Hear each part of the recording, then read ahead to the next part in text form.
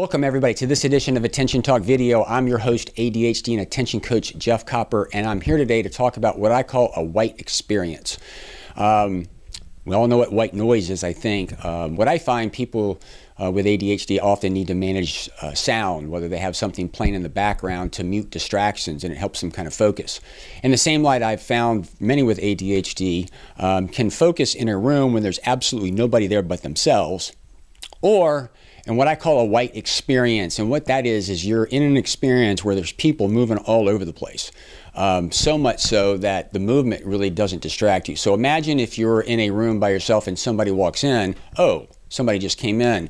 It captures their attention and has an impact on their working memory, so they forget what they're doing. Whereas if they're in a Starbucks or an airport, there's so much movement, people are coming and going all over the place, that they kind of, there's so much movement that it kind of mutes it out. They actually ignore it and they kind of cocoon themselves.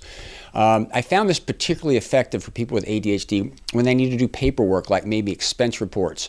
Yes, I've actually had people with ADHD drive out and sit in an airport to do their taxes and or expense accounts and paperwork because of the hustle and bustle. For whatever reason, having that constant movement doesn't capture their attention. It mutes it all out, and again, they kind of cocoon themselves and they're focused on what's really in front of them. So again, the moral of the story is if you're struggling with attention, either sequester yourself in a room where there's nothing moving, you're all by yourself, or put yourself in a place where there's a lot of movement. People are paying attention to other things not related to you.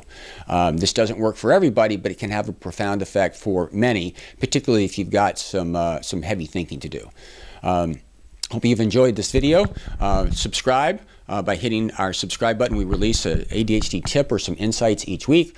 Also, please leave comments. I'm interested in your thoughts with regard to this.